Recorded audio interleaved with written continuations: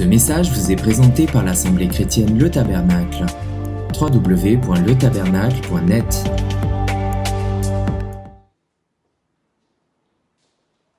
Le monde chrétien aujourd'hui, en ce dimanche, célèbre, les uns disent les fêtes de Pâques, les autres disent la Pâque. En tout cas, la chrétienté fête un événement. Bon. On a détourné cette fête, on l'a paganisée, on nous fait chercher les œufs de Pâques, les cloches qui partent, qui reviennent.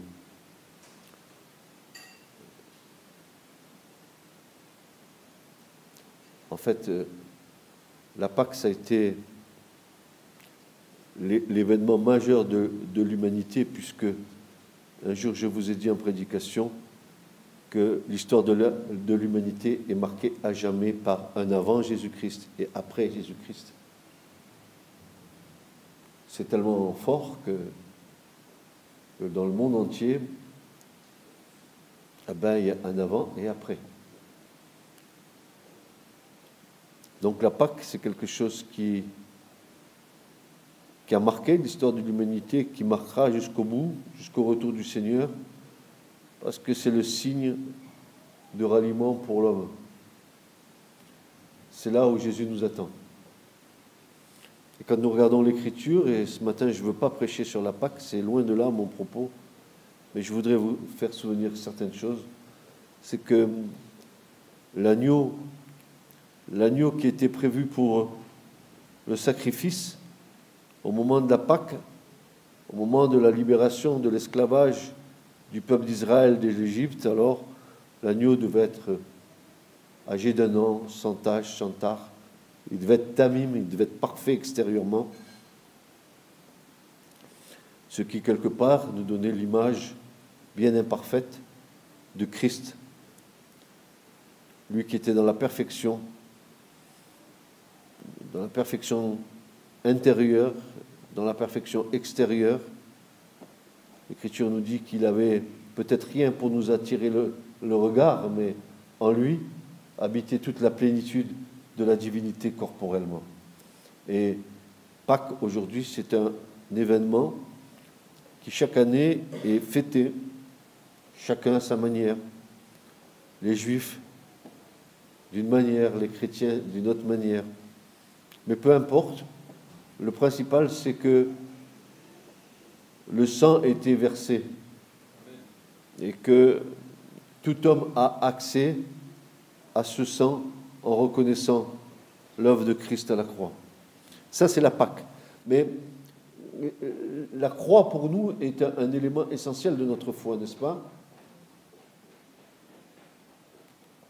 Mais il n'y a pas que la croix.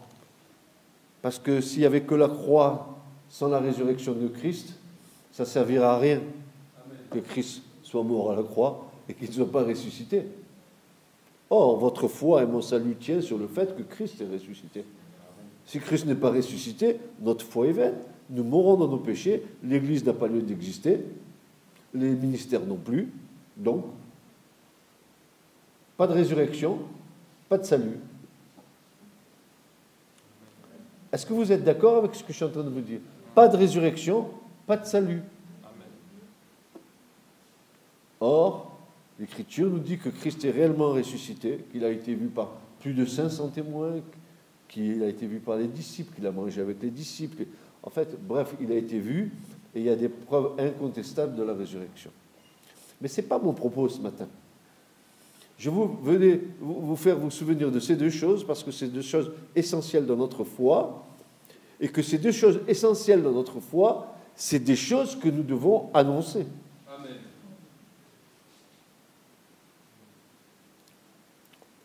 Vu l'urgence des temps que nous vivons, nous devons annoncer que Christ est mort et ressuscité d'entre les morts. Écoutez bien ça. Cette déclaration de Paul, il commence son plaidoyer je le vois mettre la main sur sa poitrine en disant, Timothée, mon enfant dans la foi, je t'en conjure. Je t'adjure devant Dieu et devant Jésus-Christ, qui doit juger les vivants et les morts. Et au nom de son apparition et de son royaume, tout y est dedans, hein. En 3 mots, il a fait le tour du problème, Paul. Il dit, je t'en conjure.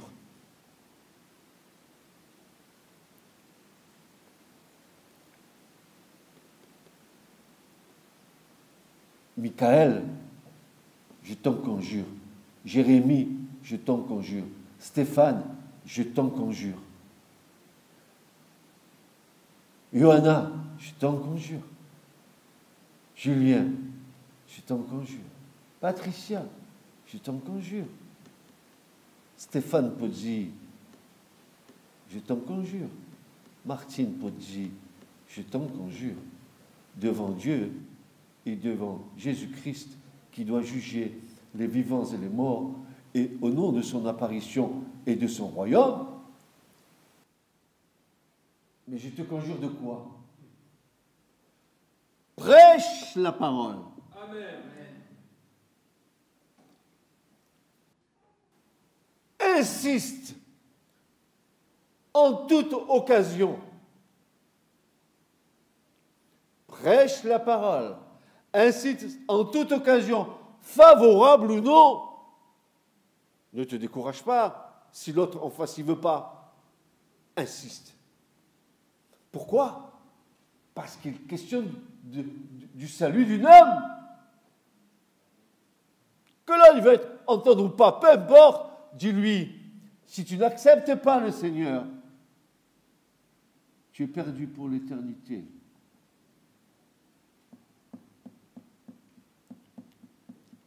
Prêche la parole. Insiste en toute occasion, non pas à des moments précis d'évangélisation. Non, hein, l'Église évangélise, l'air, avec des petits trucs, ils vont, des petits feuillets, tout ça. Non. Insiste, prêche, témoigne, reprend, censure. Oh, mais non, tu vas les faroucher. Quoi? C'est une question de vie ou de mort pour lui. Dis-lui la vérité. Parce que la vérité a un prix à payer. Tu peux être rejeté. L'autre, il peut te rejeter. Mais toi, tu as fait ton témoignage devant Dieu, devant les hommes, devant les anges.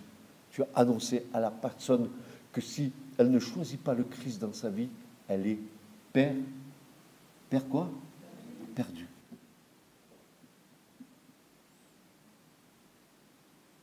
Reprends, censure, exhorte avec toute douceur et en instruisant. Donc, alors, ça tu le fais. Tu censures, tu reprends, mais avec toute douceur et en instruisant. Pas en donnant des coups de bâton sur la tête de l'autre. Pas en prenant une brochette de versets, en lui tapant sur la tête. Regarde ce que dit la parole, regarde ce que dit la parole, regarde ce que dit la parole. Tu vas faire l'effet contraire. Avec toute douceur, en instruisant. Car, dit Paul, c'est nous, aujourd'hui. Il viendra un temps, c'est nous, aujourd'hui, où les hommes ne supporteront plus la saine doctrine. Non. C'est le temps de l'apostasie. Aujourd'hui, le diable, il œuvre tellement dans le monde que les gens sont sourds, aveugles, et aveugles. D'ailleurs, ils n'entendent que ce qu'ils veulent entendre et ils ne voient que ce qu'ils veulent voir. En plus, Paul dit qu'il vient un temps où les hommes ne supporteront pas la saine doctrine, mais ayant la démangeaison. Ah, ça me démange. D'entendre des choses agréables. Oh là là, viens, on va en boîte, on va s'éclater. Viens avec moi. Viens. Tu vas voir. On va se faire du bien. Ou ils ont la démangeaison d'entendre des choses agréables. Ils se donneront une foule de docteurs selon leurs propres désirs, détourneront l'oreille de la vérité et se tourneront vers des fables.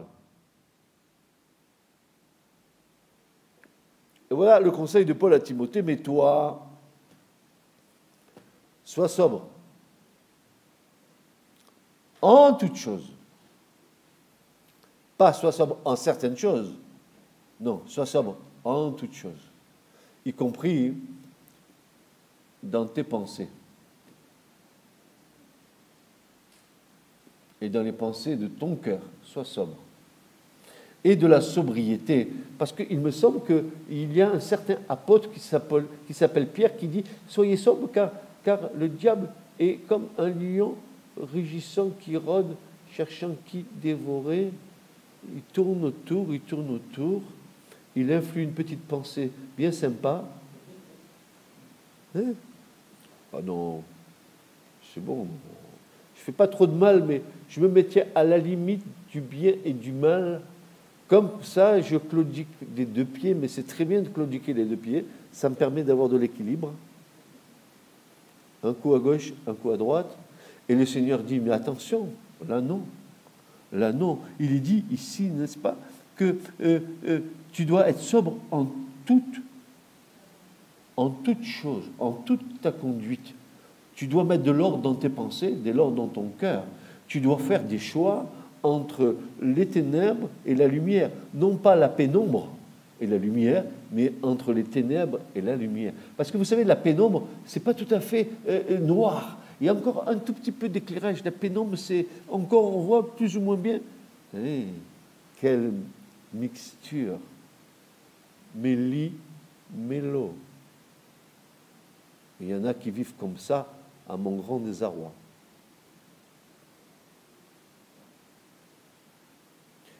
Mais toi, sois sobre en toutes choses, supporte les souffrances. Oui, parce que quand tu annonces le témoignage à d'autres, tu souffres, tu es rejeté. Ils m'ont rejeté, ils vous rejetteront. Ils m'ont haï, ils vous haïront. Ils diront toutes sortes de mauvaises choses contre vous en mentant. Ils l'ont fait avec moi, ils le feront avec vous, dira le Seigneur. Mais toi, ne te décourage pas. Il est question de sauver une âme.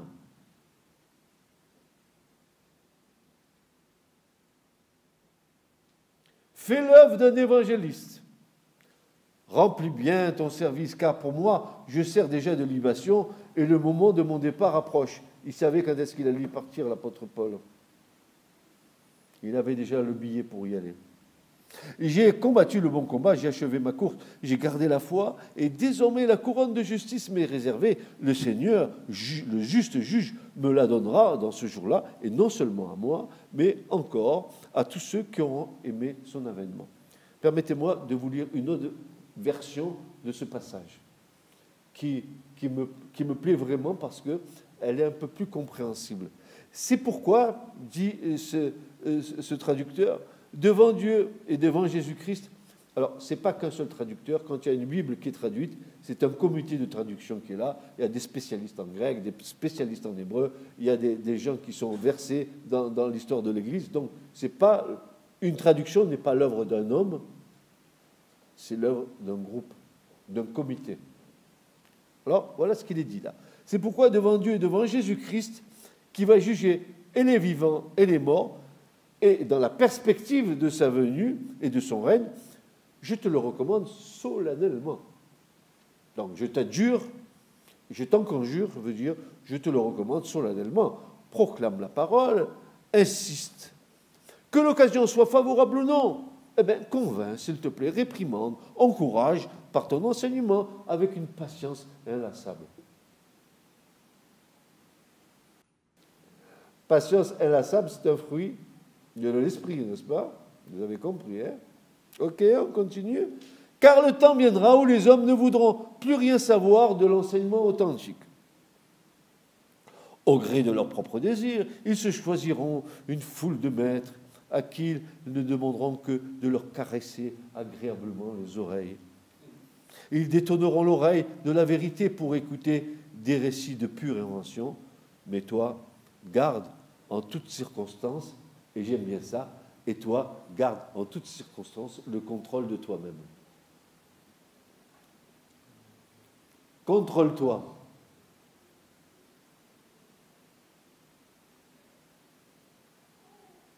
Mais en quoi?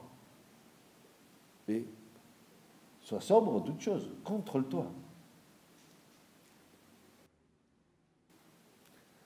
Ça, ce sont les précieux conseils que Paul, à la fin de sa vie, va transmettre à Timothée, son enfant dans la foi. C'est un modèle pour nous, car nous sommes tous concernés par ce qui suit. Et il y a la suite, hein, parce que ça, c'est que le départ. Quelle est donc cette suite?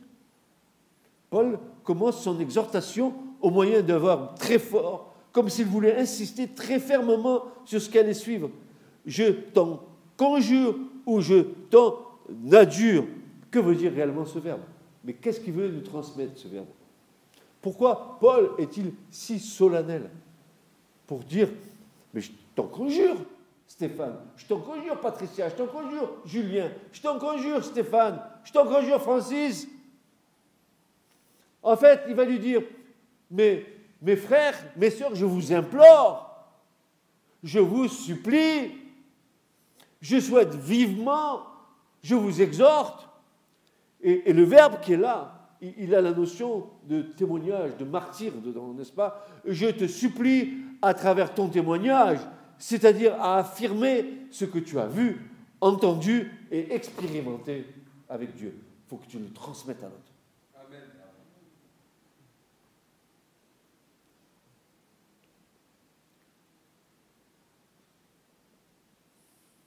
Il n'y a pas seulement à l'autre, mais devant Dieu et devant Jésus-Christ. Ce que toi, enfant de Dieu, tu as vécu et entendu, tu dois le communiquer à ton prochain. Il n'est pas question ici, ouvrez vos oreilles, il n'est pas question ici de bouche cousue, ni de déballage de fausses excuses pour ne pas avoir à témoigner. Il n'est pas question ici de fausse pudeur. Il n'est pas question non plus ici de ne pas être reçu, d'avoir la crainte de ne pas être reçu, mais il est question ici de hardiesse jaillissant d'une profonde conviction de notre foi. Non, non, non, non, non, non, non, non, non, non, pas maintenant, je ne témoignerai pas maintenant. Ouais, mais si tu ne lui témoignes pas maintenant, peut-être que tout à l'heure, il est plus vivant. Que dit l'Écriture? C'est maintenant le jour du salut. C'est maintenant que le Seigneur te donne une occasion, témoigne. Mais ils ne vont pas m'écouter, témoigne. Amen. Ils vont me censurer, témoigne. Ils vont dire que tu es fou, témoigne. Ne regarde pas ce qu'ils te disent. Regarde ce que le Seigneur veut faire.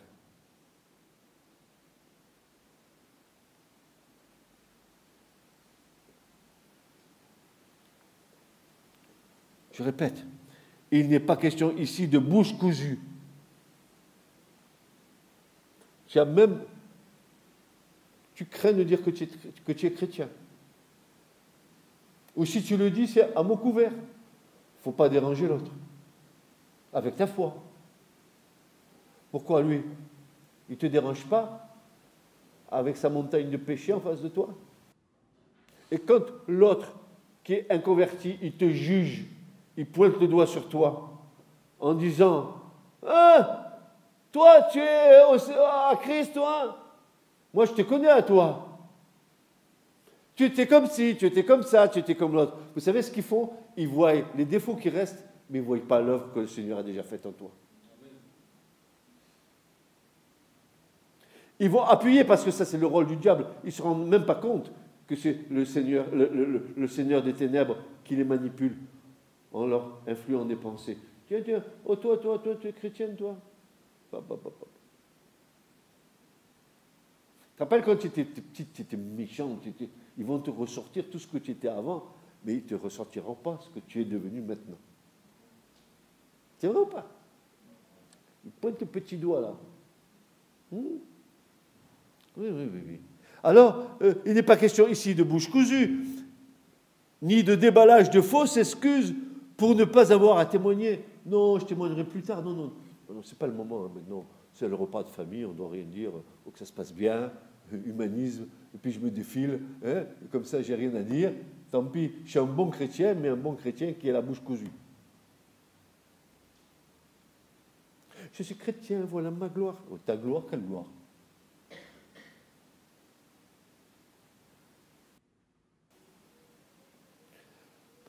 Ni de déballage de fausses excuses pour ne pas avoir à témoigner, ni de fausses pudeurs, ni de crainte de ne pas être reçu, mais de la hardiesse jaillissant d'une profonde conviction de notre foi. Il est question, frères et sœurs, il est question de vie ou de mort envers ceux pour qui nous témoignons. Il est question de vie ou de mort envers ceux pour qui nous témoignons. Il est question de vie ou de mort envers ceux pour qui nous témoignons. Car tout ce que nous ne faisons pas avec foi est péché. Romains 14, 23. Frères et sœurs, nous avons une bonne nouvelle à transmettre à ceux du dehors, et nous n'avons pas reçu un esprit de timidité, mais quoi, dit l'Écriture? Mais un esprit de puissance et d'amour et de conseil, dira Paul à Timothée. Il va lui dire, mais tu n'as pas reçu un esprit de timidité, pourquoi tu te tais? Prêche, convainc-les. Dis-leur la vérité. Si tu ne vas pas à Christ, tu vas mourir dans tes péchés et tu es perdu pour l'éternité. Mais voilà la bonne nouvelle. Jésus est venu pour toi. Il est venu à la croix pour effacer ton ardoise. Jésus est venu pour te donner une espérance. Jésus est venu te délivrer de la puissance du péché. Dis-leur, n'aie pas honte. Si tu dis avoir le Saint-Esprit en toi, tu n'as pas reçu un esprit de timidité. Amen. Ni un esprit de crainte. Non, je peux pas, je veux pas. Non, c'est pas pour eux, c'est pas pour... Quoi? Jésus est venu pour sauver tous les hommes. Amen. Tous, sans exception.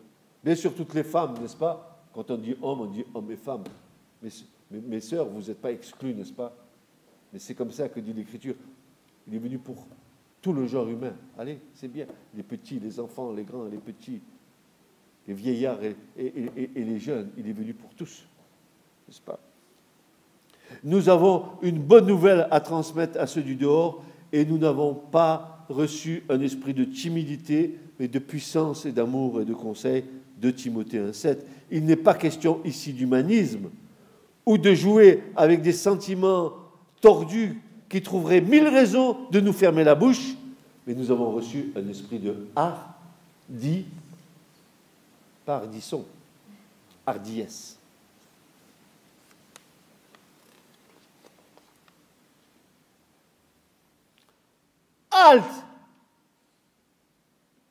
Halte à un salut égoïste qui s'arrête au niveau de nos petites personnes, douillettement enveloppées dans une certitude personnelle qui se désintéresse de son prochain. Je suis sauvé, maintenant les autres, ils peuvent attendre. Et je m'enferme dans ma foi, et je m'enferme dans mon salut, et je me recroqueville comme un escargot dans sa coquille, et j'oublie que je dois sortir de ma coquille pour dire aux autres. Ta coquille, c'est ta maison.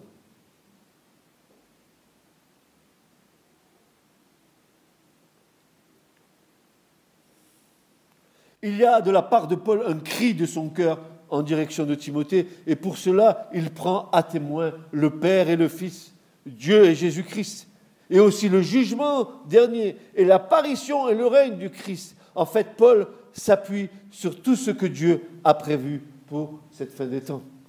Dieu dit dans les derniers temps, va, adjure, convainc-les, reprends-les, dis-leur.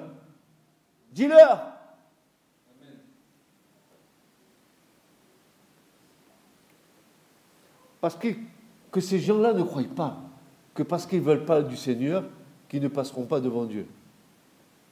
Parce que tout est écrit. Et Dieu dira, tel jour, à telle époque, dans telle génération, tu as eu le témoignage et tu l'as refusé. La parole que tu auras dite toi-même, elle témoignera contre toi.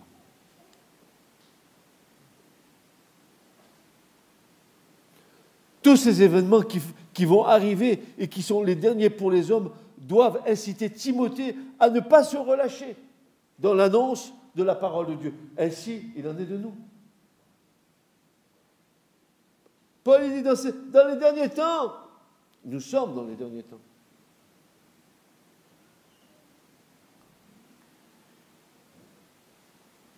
Ne te relâche pas dans l'annonce de la parole de Dieu, mais pas seulement toi, Timothée, mais tous ceux et celles qui sont les témoins du Christ. Et il y en a.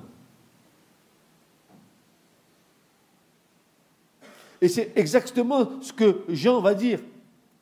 Jean va dire, mais ce qui était dès le commencement, ce que nous avons entendu, ce que nous avons vu de nos yeux, et que nous avons contemplé, et que nos mains ont touché concernant la parole de vie, nous vous l'annonçons. Nous vous annonçons que Christ est venu dans notre vie, que nous avons vu ce qu'il a fait dans nos vies, comment il a touché nos vies, comment il a transformé nos vies. Et je veux que tu participes à cette bonne nouvelle avec moi. Viens, je vais te le faire connaître. Viens avec moi, je vais te faire connaître ton Christ. Et tu verras, ta vie va changer. Amen.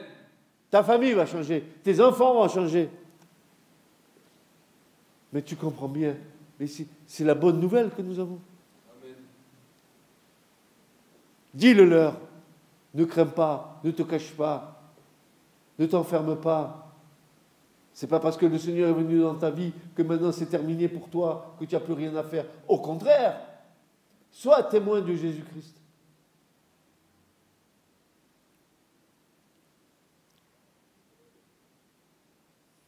Quel est donc le but de cette supplication vis-à-vis de Timothée? Et à quoi l'invite-t-il? Nous avons vu que toute la forme des verbes qui sont conjugués ici, ce sont des impératifs. C'est impératif. Des fois, les chrétiens, ils sont en train de s'enquiquiner. Excusez-moi l'expression, ils sont kikinés avec des problèmes d'église en regardant les uns, en regardant les autres, en regardant ci, en regardant mi, en regardant le pasteur et pas le pasteur, les anciens, pas les anciens, les trucs et les machins, les trucs. Et ils oublient le principal, c'est de témoigner de Jésus-Christ. Ah, pour la blaguette, c'est bon, mais alors pour le témoignage de Christ, alors où sont les muets? Vous savez que Jésus est venu pour délivrer ceux qui ont la langue liée.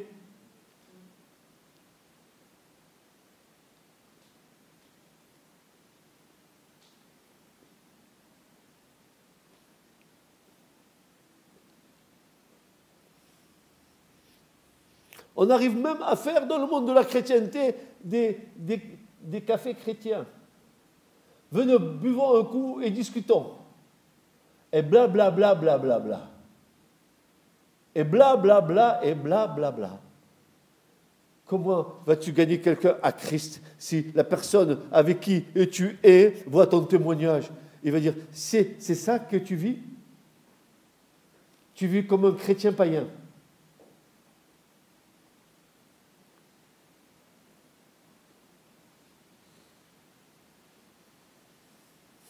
Mais pour témoigner de Christ, il faut avoir connu l'amour de Jésus. Il faut avoir réalisé d'où il nous a sortis. Mais si tu n'as pas d'expérience avec lui, de quoi vas-tu témoigner? Comment dire à l'autre que Jésus-Christ peut te donner le salut si toi-même tu ne le vis pas pleinement? Que tu te débats dans des tas de problèmes, sauf que tu ne témoignes pas de Christ.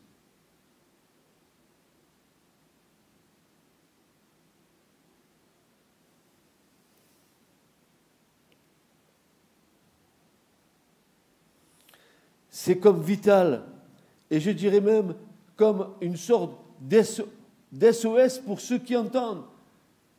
Mais comment croiront-ils? Écoutez bien. Et comment croiront-ils? Et comment entendront-ils sans quelqu'un qui prêche ou qui témoigne? C'est le béaba, n'est-ce pas? Ah Ah, moi je suis chrétien, je suis de l'église Intel. Mais je m'en fous que tu sois de l'église Intel. Mais je m'en fous que tu sois de l'église Intel. Je m'en fous totalement que tu sois du tabernacle. Moi, ce que je veux que tu sois, c'est à Christ.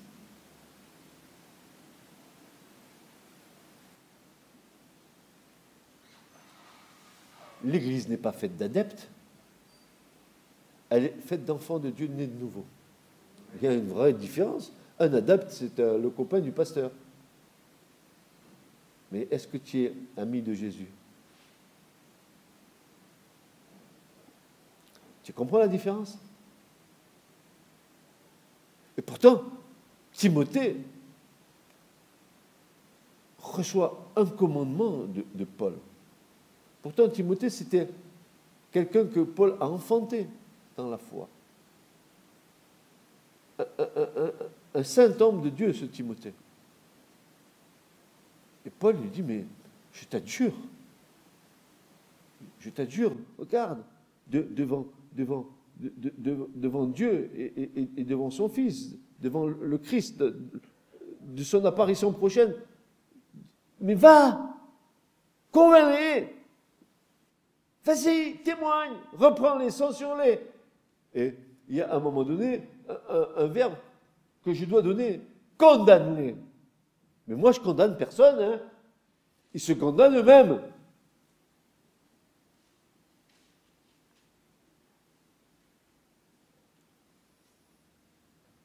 Et c'est ce que Paul va dire. Romains 10, verset 14. Comment donc invoqueront-ils celui en qui ils n'ont point cru? Et comment croiront-ils en celui dont ils n'ont pas entendu parler? Et comment en entendrait-il parler s'il n'y a personne qui prêche ou qui témoigne? Dieu ne nous a pas amenés au salut en Jésus-Christ afin de fermer nos bouches. Nous devons être des héros de la foi. Un héros, c'est quelqu'un qui publie. Dans le Moyen-Âge, les héros, ils sonnaient la trompette, ils passaient dans les rues de tous les villages pour annoncer les nouvelles.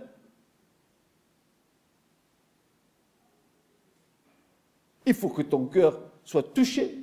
Il faut que tu entendes la parole de Dieu, la parole vivante de Dieu. La parole éternelle, la parole qui va changer ta vie. La parole qui va transformer ton cœur, qui va transformer tes pensées. La parole qui va te donner de l'assurance, de l'espérance, la parole qui va...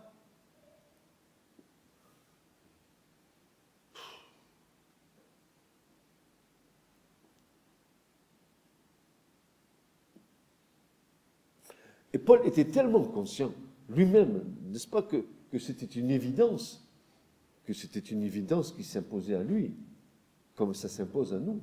Voilà ce qu'il va déclarer aux Corinthiens. Il va dire, si j'annonce l'évangile, ce n'est pas pour moi un sujet de gloire, car la nécessité m'en est imposée. Amen. Et il va dire, et malheur à moi si je n'annonce pas l'évangile.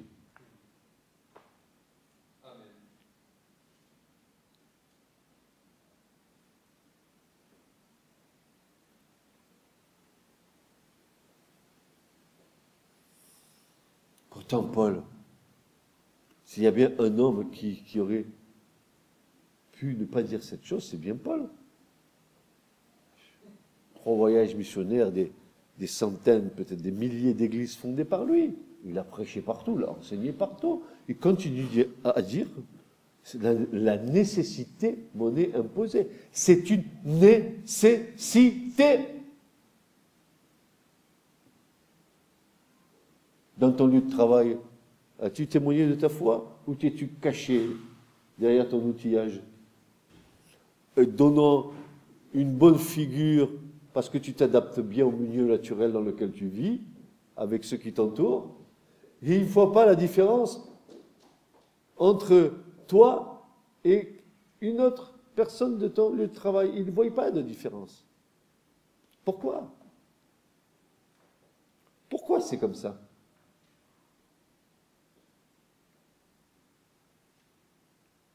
Quelqu'un qui appartient à Christ, il doit être différent.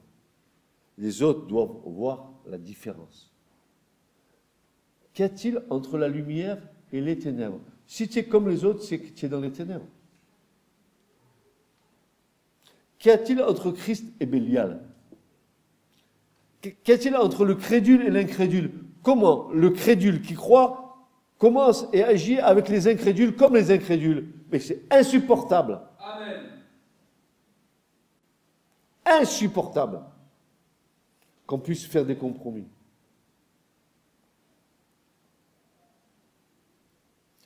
Malheur à celui qui fait de la compromission. Malheur à celui qui est tiède.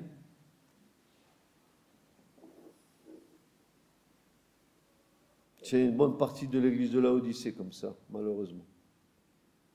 Alors, prêcher la parole ou témoigner est une priorité de tous les instants et de toutes les circonstances en insistant en temps et à contre-temps et hors de temps.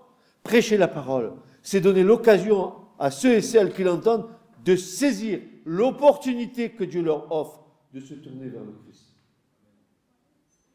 Prêcher la parole, c'est créer la foi dans le cœur de celles et de ceux qui l'entendent. Car la foi vient de ce que l'on entend. Et ce que l'on entend, c'est la parole de Dieu, n'est-ce pas? C'est bien ce qu'il est dit dans Romains 10. C'est surtout une main tendue de Dieu. Prêcher la parole, c'est avertir le prochain jugement de Dieu sur ce monde. Prêcher la parole, c'est aussi annoncer une bonne nouvelle. Nous devons avoir de l'audace et non de la crainte. Car le message que nous transportons dans des vases de terre est un message du ciel. Amen. Celui qui vient directement du royaume de Dieu. Et c'est une bonne nouvelle. Aurais-tu honte de ce message?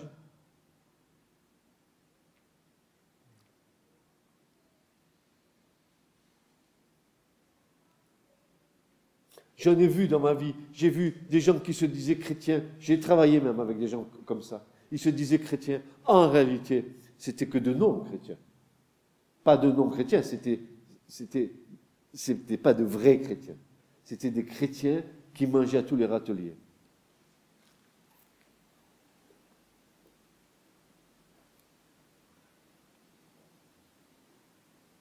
Mais y a-t-il une ligne de démarcation entre la lumière et les ténèbres, frères et sœurs? C'est bien séparé, n'est-ce pas?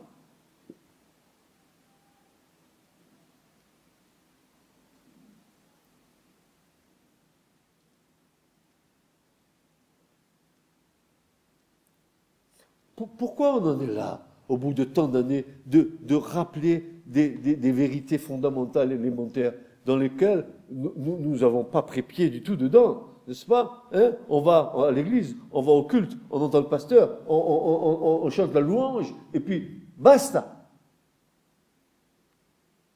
Et tu crois que ça c'est la foi?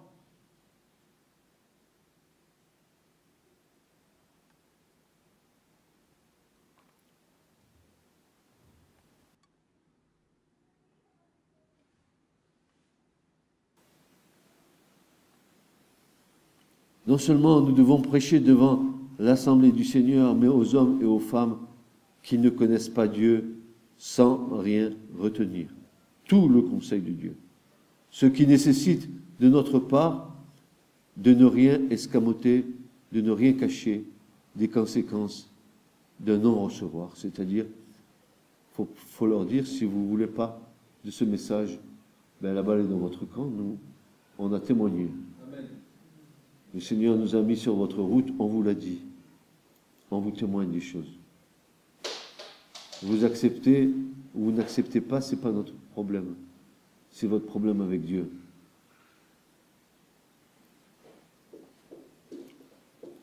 Et David dira, j'ai annoncé la justice dans la grande congrégation. Voici, je n'ai point retenu mes lèvres éternelles, et tu le sais.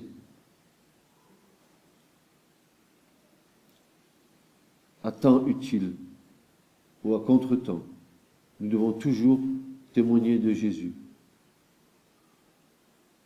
Toujours témoigner de son œuvre, de son amour, du don de sa personne, de son sang versé,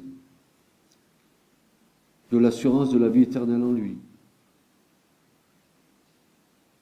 d'une place qu'il nous a réservée dans le royaume, que nous participerons à sa gloire. Parce que Jésus n'est pas menteur. Il a dit, s'il en était autrement, je ne vous l'aurais pas dit. Amen. De dire, mais saisissez la main tendue. C'est comme quelqu'un qui se noie. Ben ça, c'était le témoignage de mon frère, Alain Couder. Comment il a rencontré Dieu. Il est tombé dans une mare et il allait se noyer. Et puis tout d'un coup, il ne sait pas pourquoi, il y a quelque chose qui était là, il a pu se raccrocher, il est sorti. Mais c'était un vrai miracle. C'est son témoignage, je me souviens très bien de son témoignage. Il y en a beaucoup qui sont comme ça, ils sont dans la mare, ils sont en train de s'enfoncer. Et Dieu tend la perche. Et il nous met ensuite sur les pieds sur le sol sec, pas dans les sables mouvants. Il ne nous laisse pas dans la mare au canard. Vous avez vu les mares au canard, les eaux sont boueuses. C'est pas beau.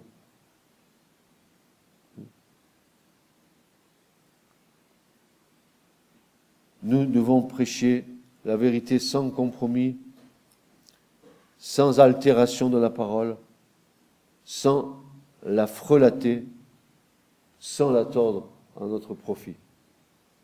C'est ce que Pierre dit. Comprenez bien que la patience du Seigneur est le salut des hommes. Paul, notre frère bien-aimé, vous l'a aussi écrit avec la sagesse que Dieu lui a donnée. Il l'a fait comme dans toutes ses lettres, où il aborde ces sujets. Certes, il y a des passages qui sont difficiles à comprendre, dont les personnes ignorantes et mal affermies déforment le sens, tordent le sens, comme le font aussi pour leur propre ruine des autres textes de l'Écriture. Jamais ne tordre la parole, dire la vérité. Jamais frelater, jamais se compromettre avec la parole de Dieu. Si la parole de Dieu dit blanc, tu dis blanc. Si elle dit noir, tu dis noir. Mais tu ne diras pas gris.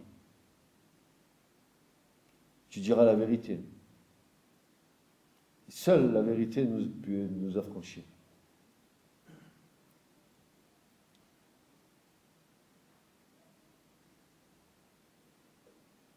Et voilà encore ce que Paul va déclarer à Timothée. Franchement, il en avait après Timothée, ce Paul, tellement il aimait. Il va lui dire, si quelqu'un enseigne autrement et ne se range pas à de saines paroles, savoir à celles de notre Seigneur Jésus-Christ, et à la doctrine qui est selon la piété, cette personne est enflée d'orgueil, ne sachant rien, mais ayant la maladie des questions et des disputes de mots, d'où naissent l'envie, les querelles. Vous savez, il y a des gens, quand ils écoutent la parole de Dieu, pour les premières fois où ils l'écoutent, la première chose qu'ils vont essayer de faire, c'est de contester ce qu'ils entendent. Parce que cette chose qu'ils entendent n'est pas conforme à leur pensée à eux. Or, Dieu dit, mes pensées ne sont pas vos pensées, et mes voix ne sont pas vos voix. Mes pensées, moi, sont d'en haut, vos pensées, vous, elles sont d'en bas. Et c'est pour ça qu'il y a contestation.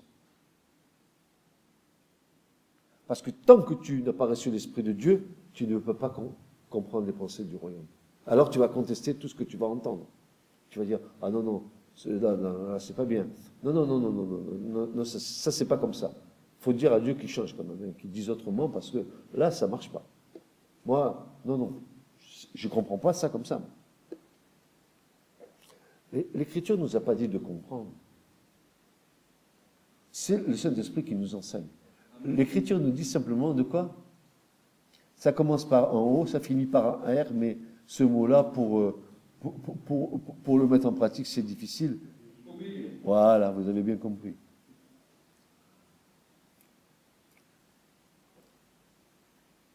Il va falloir que je regarde en hébreu ce mot pour connaître sa valeur numérique. Ça va encore nous parler, ça. Je suis sûr que ça va tomber avec un 6, ça c'est l'homme. Bam, ça va tomber dedans, sûr.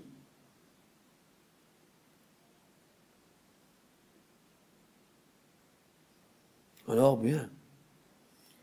Il est enflé d'orgueil, ne sachant rien.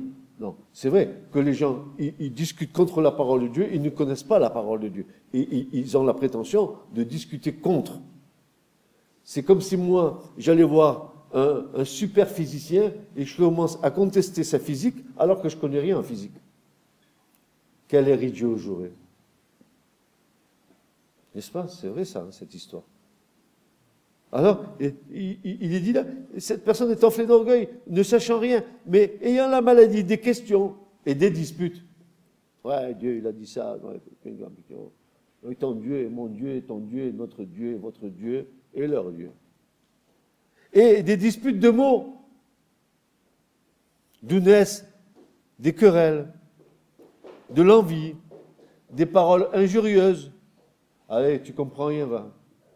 Les mauvais soupçons, les vaines disputes d'hommes corrompus dans leur entendement. Oh, là-dedans. S'il n'y a pas la lumière là-dedans, mon pauvre, c'est les 24 heures du Mans, là. Hein. Ça tourne, et ça tourne, et ça tourne, et ça tourne. Et les pensées, tu vois les pensées là-dedans. Heureusement que nous avons accès au sang de Jésus pour venir chaque matin dire au Seigneur, pardonne-moi mes pensées tordues, mes paroles tordues, mes actes tordus. Pardonne-moi, Seigneur, et que ton sang me purifie, parce que je veux m'approcher de toi avec une conscience pure.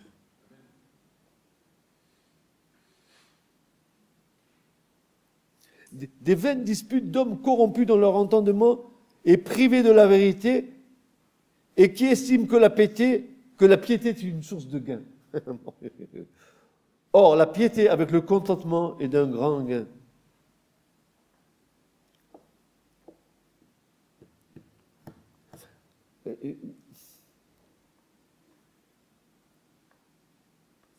Quel combat, quel combat, quel combat, quel combat. C'est pour ça que l'Écriture nous invite, lorsque nous appartenons à Christ, de revêtir toute l'armure de Dieu. Et particulièrement de mettre le casque du salut sur notre tête. Vous savez, là, ici, là, le casque là, ça veut dire que tu ne vas pas te mettre un casque, non. Comprends que ça, le casque, il va garder tes pensées là, tu vois, voilà, là, dedans, là. C'est comme une piste, tu sais, pour les championnats du monde de course de vitesse avec les pistes qui sont franchies comme ça, tu vois. La pensée, elle arrive tout d'un coup, et il y a un peu de droit, elle repart à gauche. Ou elle monte tout à fait en bas. Ça, c'est l'homme. C'est la femme. Regardez. Il dit... Non. Il dit... Les mauvais soupçons, la maladie des questions et des disputes de mots, d'où naissent l'envie, les querelles, les paroles injurieuses, les mauvais soupçons, les vaines disputes d'hommes corrompus dans leur entendement. Là. Là et là. Et l'obstination, ça vient d'où? De là. Là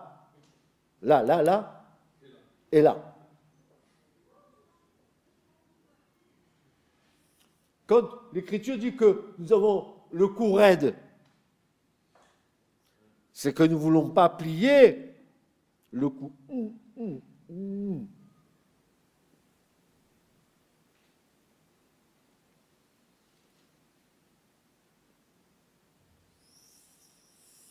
C'est pour cela que dans la fin des temps où nous vivons, nous voyons déferler une foule d'enseignements qui, lorsqu'ils sont passés à la lumière de la parole, sont ni plus ni moins des enseignements qui excitent la chair et les désirs de la chair, plutôt que le contentement de l'esprit. Ah, la chair, ça peut se montrer. Et moi. Il n'y a pas plus horrible qu'une chair qui veut se revêtir de l'Esprit Saint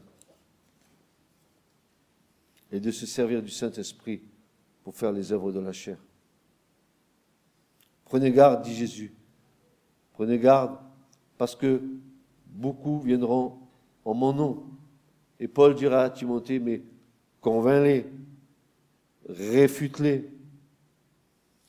Et le mot est fort, parce que si nous croyons que ça se passe comme ça, regardez, la réfutation du mot, ici, il est dit, réfute-les avec une suggestion de honte pour la personne accusée ou qui s'oppose. Condamne-les, dit l'Écriture. Condamnés. Oui, parce que s'ils n'écoutent pas l'évangile, ils sont condamnés.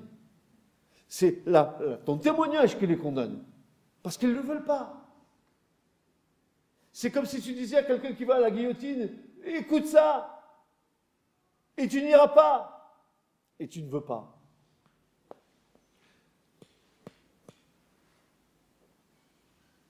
Tu ne veux pas accepter. Tu ne veux pas accepter de celui qui peut te donner un avenir, quelque chose de merveilleux, quelque chose qui va éclairer ta vie, ta famille, tes enfants, qui vont éclairer même tes amis, tous ceux qui t'entourent. Ils verront en toi qu'il y a quelque chose qui est différent. Mais quelqu'un qui appartient à Christ, c'est quelqu'un qui est différent des autres. Si on ne voit pas la différence, c'est qu'il y a un problème.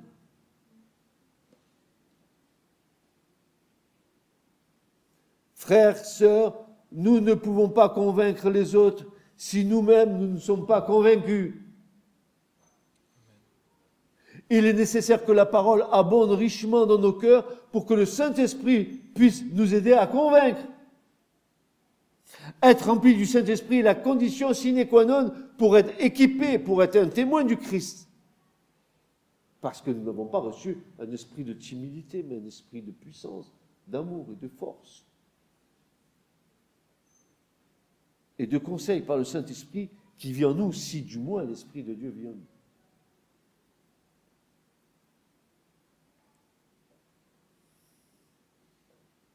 Que la parole du Christ habite en vous richement, en toute sagesse, vous enseignant et vous exhortant l'un l'autre par des psaumes, des hymnes, des cantiques spirituels, chantant de vos cœurs à Dieu dans un esprit de grâce. Vous avez vu les exercices spirituels qu'elle a. Mais attends, excuse-moi, si c'est de ça que tu dois t'entretenir, faire ta gymnastique spirituelle, c'est pas de parler comme le monde et de vivre comme le monde qui va t'exercer aux choses du royaume. Reprends-les, dira Paul. Réprimande-les. Censure-les. Adresse-leur des reproches. Ne pas s'apitoyer en mettant en jeu nos sentiments, mais en leur disant la vérité, quoi que cela puisse nous coûter. Amen. Ne regarde pas à toi en essayant de penser ce que les autres pensent de toi, mais au nom du Christ, témoigne. Qui te disent que tu es farfelu, tu t'en fous. Que tu dises que tu es tombé sur la tête, tu t'en fous. Qui te disent que tu es un uluberlu, tu t'en fous. Et toi, dis que sans Christ, ils sont condamnés. Dis-leur. Après, ils feront leur choix. Mais dis-leur. Ne ferme pas ta bouche.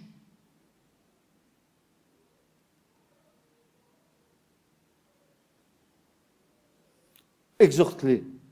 Enseigne-les, instruis-les, encourage-les, console-les, dit l'Écriture. Car des temps viendront où les hommes ne voudront plus rien savoir. Mais, comme dit l'Écriture, il nous vaut mieux obéir à Dieu qu'aux hommes. L'humanisme, c'est quelque chose qui a guidé pendant trop longtemps l'Église. Les sentiments humains mêlés à la foi, c'est un danger qui nous rend comme des chrétiens psychiques, des chrétiens animés de sentiments qui ne viennent pas de l'esprit, mais qui viennent de la chair. Et pourtant, le Seigneur nous appelle à être des témoins, de vrais témoins. Dis-leur, mais dis-leur, sauve-toi. Tu ne serais pas heureux que quelqu'un vienne te dire, tiens, un moyen de salut? Si aujourd'hui je suis dans la foi, c'est parce que des gens ont témoigné devant moi. Si vous êtes dans la foi, c'est parce que vous avez entendu parler de Jésus par un moyen quelconque. Mais c'est évident.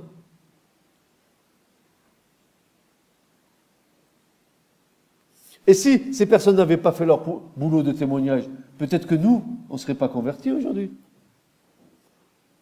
Peut-être.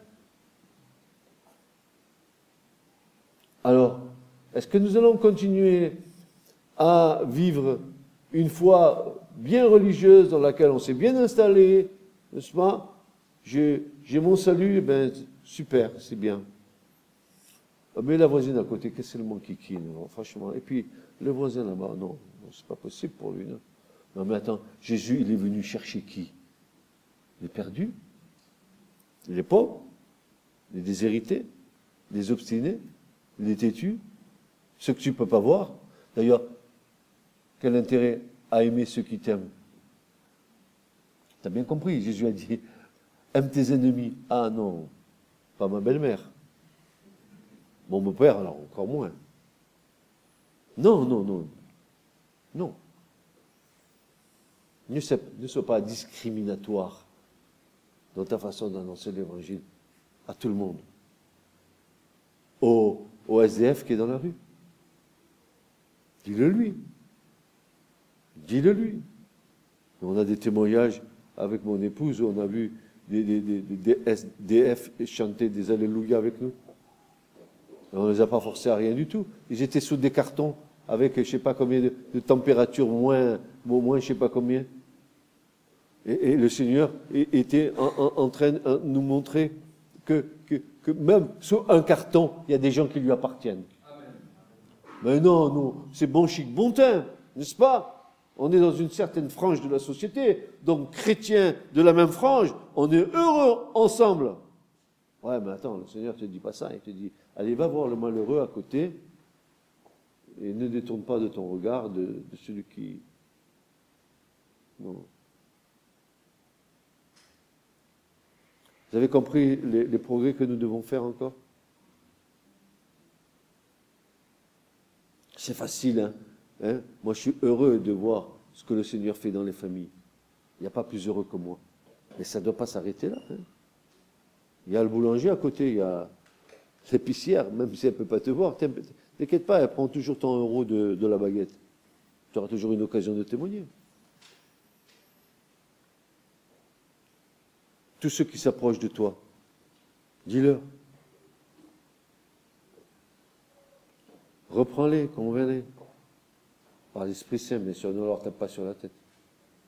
Mais fais en sorte qu'ils entendent le message de l'Évangile. C'est une bonne nouvelle. Évangile, ça veut dire bonne nouvelle.